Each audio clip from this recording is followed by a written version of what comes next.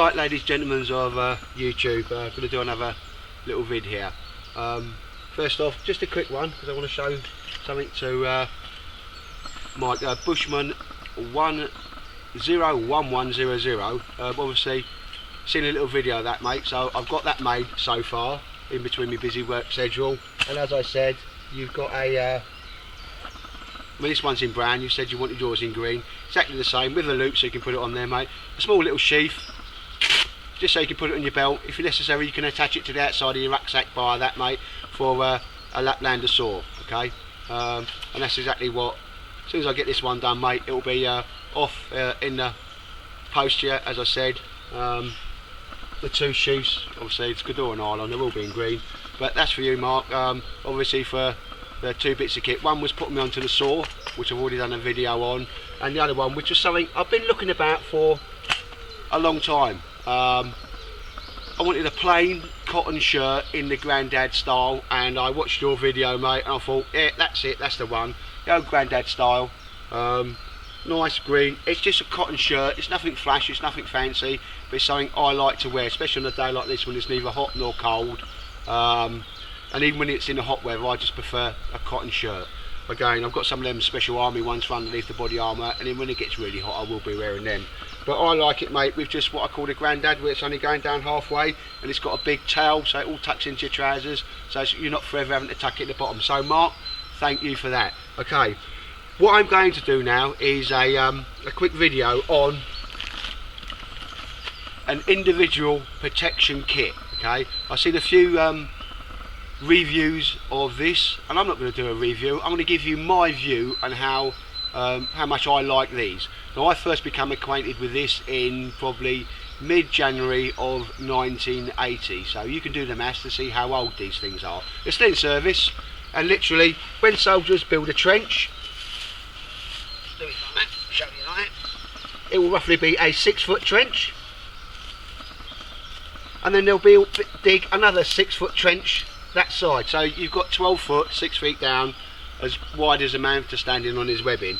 And on this side they'll put the pegs in, the sheet that I'm going to show you will be fed through that, so you've now got a horizontal tarpaulin type of thing, the material going across that 6-foot edge. They'll then backfill all the earth, so there's a mound that will try and it has to be at least 12 to 18 inches over, so you've got now a shelter over that 6-foot portion of the trench. Yeah, when the artillery fire came in or round started coming close, it would be somewhere where you could take cover, so that initial artillery barge will come over your position. The idea was, and I'm glad I never actually got to try it in practice, although I come close in Canada when somebody never stopped the artillery fire.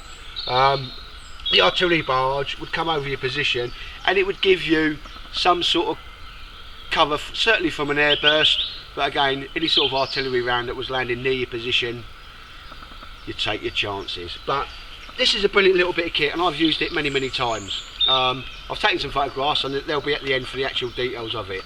I've cut it all open so I can pull that bit out, and the first thing I'm going to say now, open it up carefully, and what you've got there is an absolutely spanking little plastic bag, ideally sized.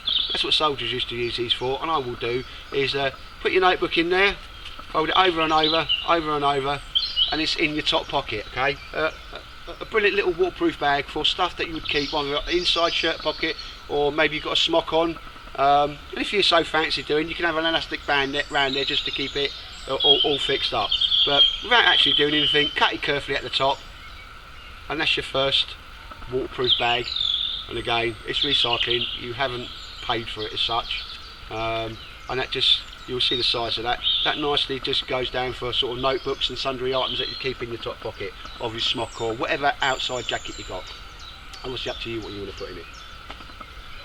Just Polly, you've got to have a brew. Now, inside of it comes another plastic bag. Now, if I remember, yeah, you're able to tear them.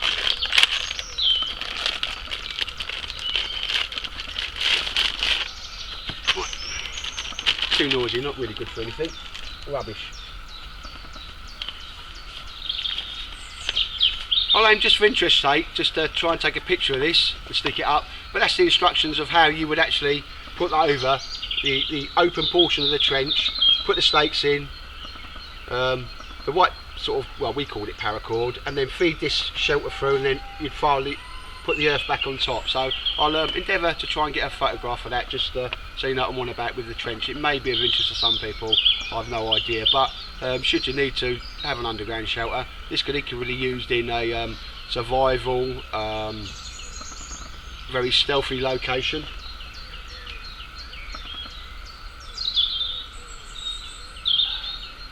What we have inside is a very large, and I haven't got a measuring tape here with me, so we'll you know, your eyes are your guide, as we say. Is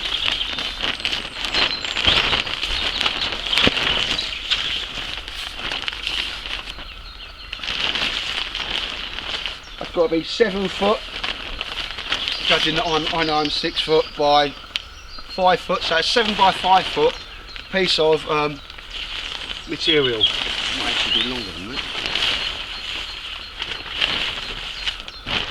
Half and half. In fact, yeah, if I'm 6 foot, that's 10 foot by what, 5.5 feet. So here is, if you was to try and buy material, waterproof material by the metre, you couldn't get this material for that money, be it 40 ounce nylon, sorry, 4 ounce nylon or 2 ounce nylon. And bearing in mind the whole kit, if you look about for them, I will put details on, I've taken pictures of all the stock numbers and so forth. Most NATO armies used them after they caught on that they were a good idea, because an individual soldier had the ability, with all the other kit he had, to be given this, and he could make overhead cover on a trench. But pound for pound, you can't get no better material than that, and that's side. I think, as you can see, if you needed an improvised shelter or a ground sheet, we all know about tying, you know, a stone in there, or a bit of wood, and then your paracord coming off every corner. I'm not going to insult anybody's intelligence how you could turn that. It's just a piece of material. It's not got no grommets on. It's a one use wonder, as we used to call it. But size for size, and it's probably going out of camera frame, and I can't help that. An absolutely really cheap piece of robust. This is meant to have loads and loads of soil going on it. Green. Waterproof material. So if anybody wanted to spend, like I did, £7, folds up to nothing as well, £7 on a ground sheet, well, you've got your money back already, haven't you? Because go and try and buy a half decent ground sheet for £7, ladies and gentlemen. Again, just trying to make this manageable now, because like I say, it's a big old wedge of material. I'm going to do the second part of this that I'll join together, how I'm going to utilise that material. So two things: if you needed an improvised tarp, we know how to tie off the corners, everybody can do that with paracord and a stone or a stick, job done. That's, I think it was 10 or 11 foot by sort of 5-6 foot, more than enough as an emergency survival situation.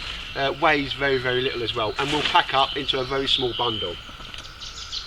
I'm going to stop it now because I can only do short videos because I've got it on high definition.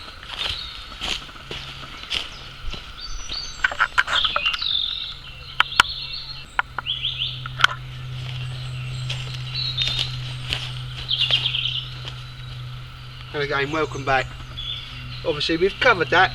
Ground sheet, cheap as chips. The whole thing, the whole package cost me £7. About £2 postage and package. So for a ground sheet or an emergency tarp, you can't buy cheaper. Inside that is another little bag.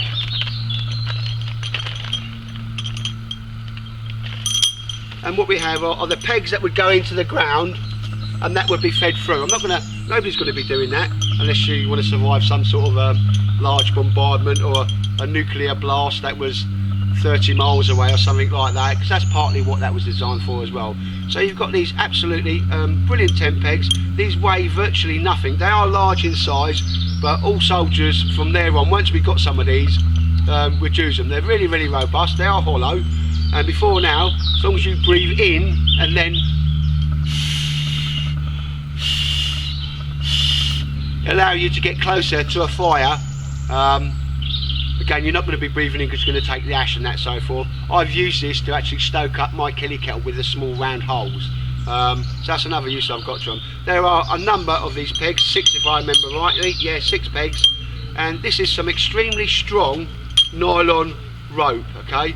I believe this to be the forerunner as what you call now 550 paracord, and all they've done is put a sleeve over the paracord. Now this stuff is brilliant, we all used it as bootlaces, but it is it's woven strands, so this can be unpacked. If you've got a metre of this, you've probably got about 30 metres once you unpick the strands and pull them out in much the same way you can do paracord.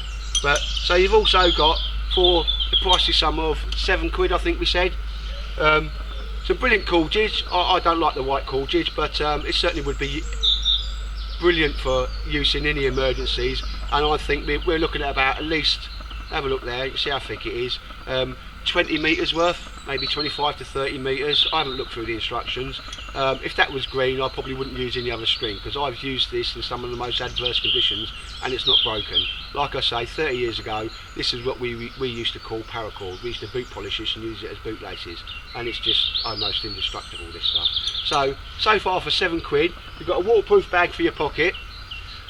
You've got 6 10 pegs which are indestructible, and these things are good because they've got a hole through them, and if you've got a bungee or so forth, you can actually hook the bungee into that, and you can see how deep they'll go into. They're a good, what, 6-7 inches. Obviously I know the male 7 inches is a lot smaller, sorry, bigger than the female, sort of when she measures 7 inches, but that will make my wife giggle. But there's the 10 pegs, and there's the cordage. Again, I'm not too particularly hot on the white stuff, and the green or different colour paracords now is so cheap, but in an emergency, absolutely blinding bit of rope. And like I say, the actual strength of the rope, the durability of it, it's certainly not a tactical rope, but I've used that in some very demanding situations. I've never known it to break or so forth. It will eventually fray, but when one strand cuts, it doesn't mean that the whole lot's going to get, because it's like paracord, and it will just keep going and going. So you've got 6 10 pegs and the actual piece of material. Again, another plastic bag. If you could seal that up, that would actually make a plastic bag. So, ladies, gents, what I used to do with this, and what I will be doing with this one, and I may get another one to use as a ground sheet. And somebody's directly asked me, 2 or 3 people have directly asked me, is how I would make plastic bags. Now you can go on and you can buy the bags that seal, and they've got the Fastex clip, and you roll them over. You know, 20 litre ones, getting them for about £10 to £14 depending on what colour, where you're buying them. If I was in a canoe or a boat of some description, definitely go down that route because they are really good. But for normal pockets, again, if you watch one of my other videos, this is the bag that has got to be at least 20 years old. Barry's got one, he used it for brew kit. But I will then turn this material into these sorts of bags, and in this one, I pull some out. I've got some like rations, coffee and hot chocolate at the bottom there. And again, I can't do it here, but I'm going to show you, because I've been directly asked to, how I would use this material, because somebody else has got it but they don't really know how to make out the bags in it. But literally turn that into the bags with the use of a simple home humble sewing machine. Now you can make a load of these bags, different sizes, and what I used to do, and I will be doing, is every pocket I've got, I will size the bag for the pocket. Okay, so whether it's the top pocket of a smock, the bottom pocket, or even, should I want to, the side pockets of this, will be a bag cut out, sewn up the sides, and I'm going to show you how to do that in a different video. You can put a draw cord through the top, but then you're left with it like that if it's got a draw cord through the top. I tried that route, but this is quite simple. Yeah, you grab that, like that, you fold it over, you fold it over again, and you keep folding until it's gone down. So it's always better to have a larger size bag than the contents you're going to put in it.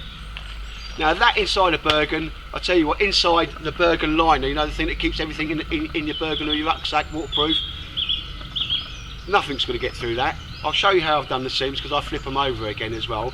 But fastidious, what I used to do, at the bottom of each bag, a simple elastic band, but I would make it out of normal elastic, not like a rubber elastic band. So should I need to, I can just put an elastic band around that, and that's effectively waterproofing that.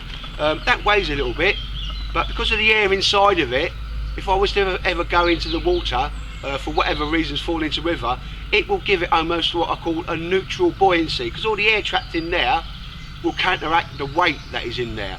And that's very important, especially when you're carrying a lot of kit and you can't get it off very, very quickly. Yeah? So the air trapped inside there will actually help make the weight neutral buoyancy, or will actually give you buoyancy. And again, I'm going to do a video when I get time as to how buoyant you know, an 80-pound Bergen can be and how it will float. And believe me, they do, because I've crossed many a river with one. But anyway, ladies and gents, an individual protection kit cost me £7. With this, anybody buying one, urge you to do so. Absolutely fantastic, sort of green, very tough nylon. Like I say, some of these bags that I've made 20 years later, they're still doing the job. You get some well, good corded strings if you're not too worried about being tactical, and some absolutely top end. They are very lightweight, but you know, when they will take up a little bit of room in your pack, but these things are bomb proof. I'm never going to let you down either. And should I have cause to, if somebody starts, I don't use things as weapons anymore anyway, so I'm not going to cover that. But however, that is another option if you've got them tent pegs. So ladies and gentlemen, for the first part of the IPK, the individual protection kit video, that's it for now. I'm going to put some pictures at the end, so if anybody is actually interested in these, don't dream about paying more than £10 for one. I've got one, I had a quick float about, got one for £10, and as you're going to see, that's going to turn into a Bergen liner and probably several decent sized waterproof bags. I will probably try and make me bags, me waterproof Bergen cover. Served me all through my army career and some of the most demanding situations. I'm never going to be in them sort of weather conditions or situations again. So there's I don't see no real big need for me to go out and start lashing out £10 to £15 for a Bergen liner. Then for all the patches on the Bergen that I'm using, you know, it's going to get relatively expensive. Let's see what tightwad can do on £7. Okay. Now, even if I've just got it there, I've got a waterproof bag for a notebook, pegs, the twine and a ground sheet, and should I need to, it wouldn't take me very long. With everything I have here to make an emergency shelter, that would last a goodly few days should I need to do so. Right, ladies and gentlemen, that'll be the first part. Somebody's actually directly asked me to show how I would mark out and cut out the bags and sew them up, and when I get time I'll do a part 2 to this video of how I'm going to turn that into a Bergen rucksack liner and many different size pouches to keep all my kit dry for the pricely sum of £7. And again, as somebody said, like the economic climate at the moment, if you want to roll out and buy all the flash fancy kit, brilliant. But if you want to do it on a budget, please look in on my next video, and with a